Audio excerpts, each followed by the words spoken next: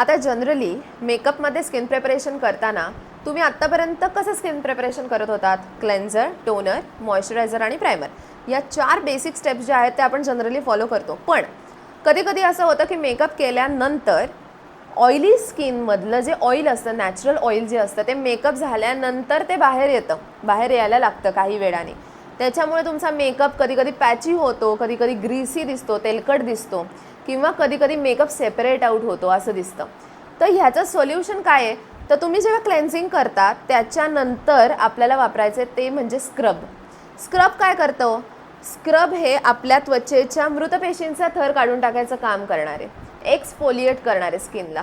त्याचबरोबर त्वचेमध्ये जे काही एक्स्ट्राचं जे तेल आहे ते काढून टाकण्याचं काम ते करणारे. सो हे आहे बायोडर्माचं पिगमेंट बायो फोमिंग क्रीम. हे आपल्याला यूज करायचं आहे. हे एक जेंटल स्क्रब आहे की जे तुम्ही चेहऱ्याला व्यवस्थित राऊंड मोशनमध्ये यूज करू शकता. जिथे जिथे तुम्हाला वाटते की तिचं नाक खूप जास्त ऑइली आहे किंवा गाल तिचे जास्त ऑइली आहेत त्या एरियाला तुम्हाला ते वापरायचं आहे. कधी? क्लेन्झिंगच्या नंतर लगेच. आणि ह्याची मदत होऊन तुमच्या स्किनमधलं जे ऑइल आहे ते थोडंसं कमी होतं आणि मग नंतर तुमचं जे काही मेकअपची प्रोसिजर आहे ती तुम्ही कॅरी करू शकता.